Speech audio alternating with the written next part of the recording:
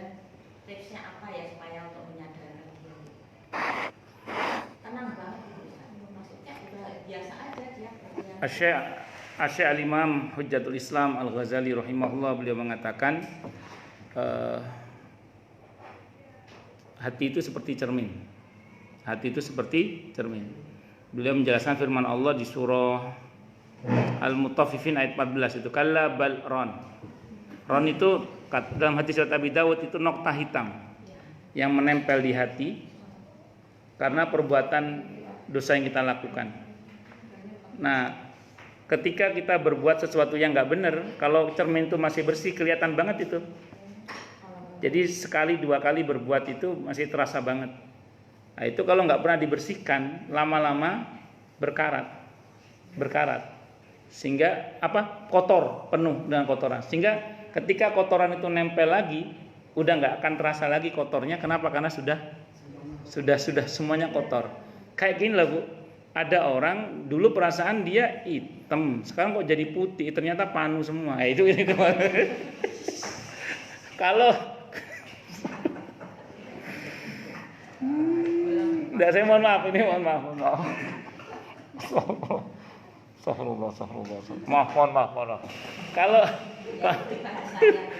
Kalau panu cuma satu kan ketahuan Bu.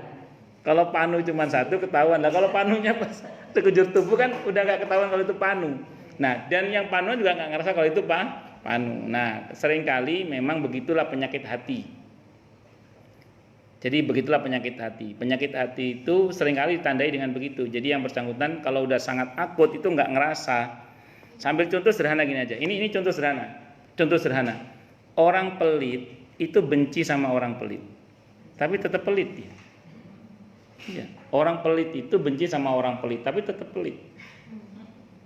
Orang pelit itu senang sama orang yang dermawan, tapi nggak mau dermawan dia. Kan penyakit, pelit itu kan penyakit. Sombong, tahu sombong ya?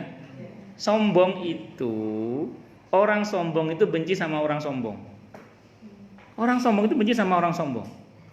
Orang sombong itu senang sama orang yang dermawan, orang yang rendah hati.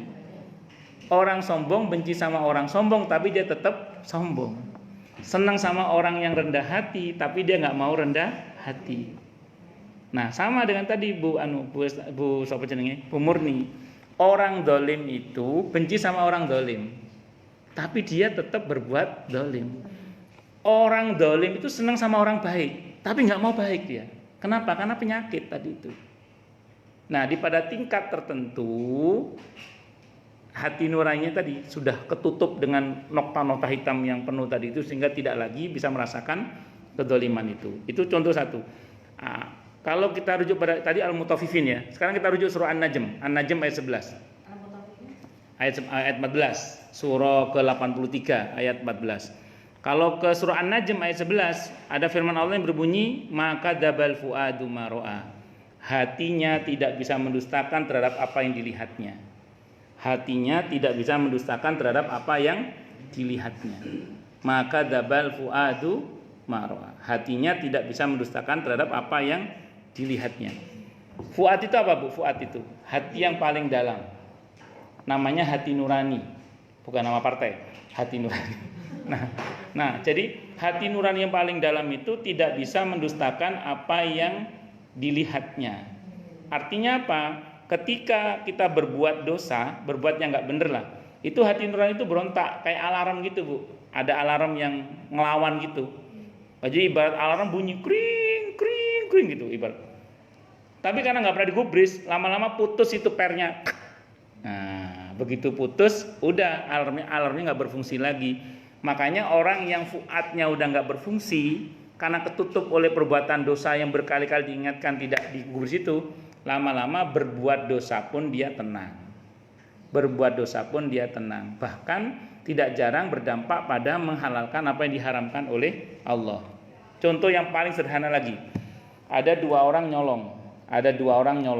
Yang dicolong nggak banyak, cuma 1.000 US dollar, enggak 1.000 rupiah lah, 1.000 rupiah. 1.000 rupiah. Ketika dia nyolong, yang satu kan baru nyolong. pasti orang yang baru nyolong itu pasti itu hatinya nggak enak, nggak nyaman itu. Aduh, ngapain sih tadi nyolong segala, ngapain sih tadi nipu segala, ngapain? Nggak tenang pasti dia. Tapi yang biasa nyolong ngomongnya apa? Alah cuma 1.000 nggak apa-apa. Alah cuma 1.000 nggak apa-apa. Ngomong cuma 1.000 nggak apa-apa itu loh, tanpa dia sadari dia telah menghalalkan apa yang diharamkan oleh Allah. Bisa dipahami ya? Oh, ini uang rakyat Pak, jangan diambil Pak. Ini uang rakyat. Loh, saya kan juga rakyat. Ya repot ya. Ya kan orang yang biasa korupsi kan begitu, yang biasa korupsi. Allahu Akbar. Saya ada cerita teman itu kan. Jadi masjid, beliau ini orang jujur masya Allah. Masjidnya dapat bantuan dari departemen titik-titik, saya nggak sebut namanya, instansinya titik-titik saya nggak sebut namanya. Itu 100 juta bantuannya. Nah, terus ketika mau ngambil uang itu,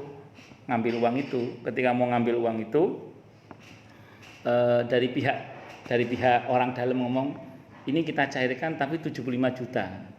Asal Anda mau tanda tangan, kita cairkan 37. Tapi kalau Anda nggak mau tanda tangan, ya nggak jadi kita cairkan katanya. Itu jamaah saya nggak mau ngambil, nggak mau saya. Loh, kenapa? Ini kan haram Pak Haji, nggak bisa ini. Ini haram, ini kan hak umat ini. Loh, saya kan juga umat juga, gitu ngomong. Saya kan juga umat juga katanya. Ini hak umat loh, saya kan juga umat juga. Itu terjadi seperti kata-kata mirip-mirip seperti itulah itu terjadi. Itu seperti itu. Wallahu a'lam bishawab. Ya, didoakan semoga dihentikan kezalimannya oleh Allah Subhanahu wa taala. Diberi kesadaran oleh Allah Subhanahu wa taala. Kalau nggak sadar dengan hidayah Allah, terserah Allah mau diapain. Saya kalau mendengar orang yang zalim gitu murni, saya doakan ya Allah, hentikanlah kezalimannya. Nah, kalau dengan hidayahmu dia nggak sadar juga, ya terserah dia mau diapain kan, mau dibanting, mau diapain kan. Terserah Allah. Ya silakan yang lain. Kalau ada, jelas semua atau tidak jelas semua. Pada satu orang mungkin minta maafnya sama satu orang aja. Tapi kalau berkelompok, maksudnya kezalimannya berkelompok. enggak kepada orang yang banyak. Minta maafnya bagaimana gitu maksudnya? Iya. Oh, bikin spanduk aja di jalan. Bikin spanduk, kami anggota DPR dari partai ini minta maaf lahir batin, udah selesai. Bu, sebenarnya gini Bu, sebenarnya gini.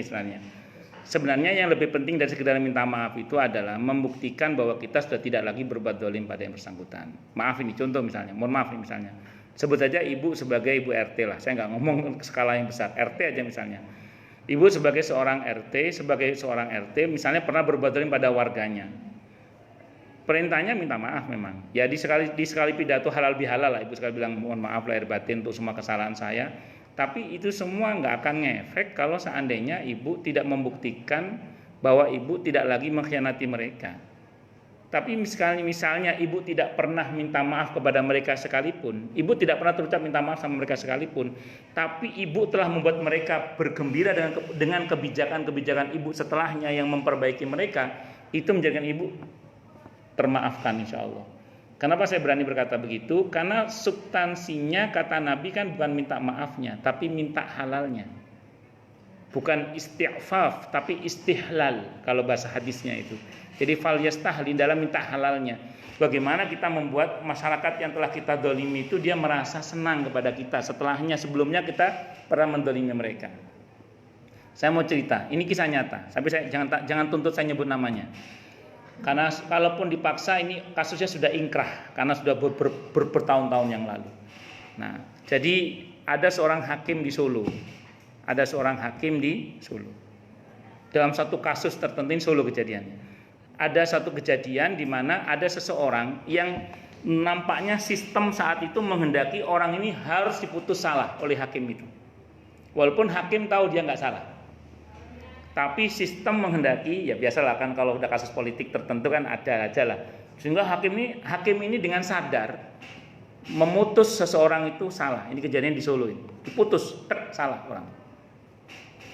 Sejak putusan itu sang hakim tidak bisa tidur dengan nyenyak, sang hakim. Karena dia nuraninya masih berfungsi. Nuraninya masih berfungsi. Dia nggak bisa tidur dia, nggak nyenyak tidurnya. Saya lupa putusan hakim itu saat itu berapa tahun orang itu di penjara, nggak terlalu lama lah, angkanya sekitar 4 atau 5 tahun di penjara. Selama itu dia nggak tenang, hidupnya itu nggak tenang hakim itu. Akhirnya dia panggil anak buahnya, ajudannya. Kata hakim itu, kamu cari tahu keluarga orang ini dan cari tahu nomor rekeningnya, kata hakim itu. Akhirnya ajudan ini nyari tahu keluarganya orang ini, berusaha dicari tahu nomor rekeningnya si bapak yang di penjara itu atau keluarganya. Udah diam-diam hakim itu setiap bulan ngasih uang ke rekening suaminya itu. Setiap bulan ngasih. Kenapa? Karena dia merasa berdosa karena suaminya telah dipenjara atas keputusannya itu. Setelah sekian tahun bebas, si suami ini bebas. Ketika bebas itu si ajudan masih mengawasi terus karena ajudan diperintah terus mengawasi bagaimana keadaan keluarganya itu. Karena hakim itu merasa bertanggung jawab dia. Dia awasi terus. Nah, suatu saat orang ini bebas. Begitu pulang, ini cerita dari ajudan itu. Begitu pulang, rupanya si istri ini bilang, "Mas, kita punya hutang beberapa. Ya, jadi bagaimana ini? Kan kamu udah bebas ini. Jadi gimana?" "Loh, kamu emang nggak pernah lihat tabungan kita?" Katanya. "Emang Mas ada tabungan?" "Ada walaupun nggak banyak. Coba dilihat aja, dilihat." Akhirnya diambil lah di tabungan. Kaget dia karena ternyata uangnya jadi membengkak menjadi ratusan juta. Menjadi berapa? Ratusan juta. Ya Allah, siapapun orang yang telah memberi hamba uang ini, ya Allah, hamba doakan semoga bla bla bla. Jadi kebahagiaan dia itu merupakan pemaafan yang lebih dari sekedar meminta maaf itu. Akhirnya apa yang terjadi? Dengan izin Allah, sejak itu sang hakim nyaman tidurnya, merasa enak, tentram, tenang setelah yang bersangkutan ngomong seperti itu tadi itu, terbahagiakan dengan ulah si hakim tadi itu. Dan sampai detik ini sependek yang saya tahu hakim itu tidak pernah diketahui oleh yang bersangkutan bahwa yang ngasih uang itu adalah hakim itu, dan dia nggak pernah tahu bahwa hakim itu yang memberi. Itu kisah ajudannya itu. Jadi ya tadi yang penting itu bagaimana kita setelah berbuat dolim, dan kalau tidak mungkin meminta maaf pada semua orang itu, paling enggak buatlah kebijakan yang membahagiakan mereka. Misalnya ibu kemarin jadi RT 5 tahun kan, terus 5 tahun lagi mau jadi RT lagi, ya 5 tahun ke depan ini paling enggak bahagiakanlah mereka yang tidak bahagia karena keputusan ibu tadi itu. Itu seperti itu. Wallahu a'lam bishawab. Saya ngomong RT loh, yang ngomong RT, nggak ngomong apa-apa. Tapi kalau dia tahu kalau hakimnya itu yang ngasih, terus akhirnya dia nggak mau maafin gitu, gimana? Tugas kita meminta maaf. Soal orang tidak mau minta maaf itu urusan lain. Tugas kita minta maaf. Ya, dan berbuat baik pada yang bersangkutan. Nah, tugas kita pertama minta maaf. Kalau ada hak yang kita ambil kembalikan. Soal kemudian yang bersangkutan tidak mau, itu urusan dia dengan Allah. Saya punya ini kasus ini kisah nyata juga. Dia teman di Facebook saya, mudah-mudahan dia nggak nonton. Jadi gini, tapi tidak apa-apa dia nonton. Ini untuk pelajaran. Jadi beliau ini ceritanya punya seorang teman. Temannya ini sangat baik pada dia. Suatu saat saking baiknya dipinjamilah kartu kreditnya kepada dia. Ada, pakai kartu kredit ini, nanti kamu buku kebutuhan apa saja kamu pakai aja deh. Sampai suatu saat terjadi sesuatu yang sangat mengecewakan yang bersangkutan. Sudah lewat jam 10 ya, mohon maaf. Akhirnya apa yang terjadi? Yang terjadi akhirnya Ustadz Omar. Akhirnya terjadi apa yang terjadi? Akhirnya si temannya itu kecewa sama jamaah saya ini. Dia sudah minta maaf, padahal itu bukan kesalahan dia yang disengaja, dia nggak sengaja, dia udah minta maaf, tapi nggak dimaafkan. Mau dibayar itu utangnya, ditolak. Enggak, nanti saya tagih di akhirat aja. Ngomongnya gitu. Terus dia bilang, gimana ini Ustadz kalau kasus seperti itu? Maka saya jawab, tugas Anda udah selesai. Anda udah minta maaf, Anda udah berusaha mengembalikan apa yang menjadi haknya, dan itu pun bukan kesalahan Anda yang Anda sengaja. Itu sebuah kesalahan yang tidak sengaja. Ya sudah, mau gimana lagi? Tugas Anda hanya itu. Selebihnya itu urusan dia dengan Allah. Saya kira itu Bu ya. Ini Ustadznya udah rauh, keenakan ceritain. Saya tutup dengan hamdalah. Alhamdulillahirabbil alamin. Semoga kajian kita bisa bermanfaat, mubarakah fid dini wad dunya wal akhirah untuk kita, keluarga kita dan seluruh umat Islam semuanya. Dan mudah-mudahan kita semua dijadikan oleh Allah sebagai orang-orang yang sukses dunia akhirat. Selamat dunia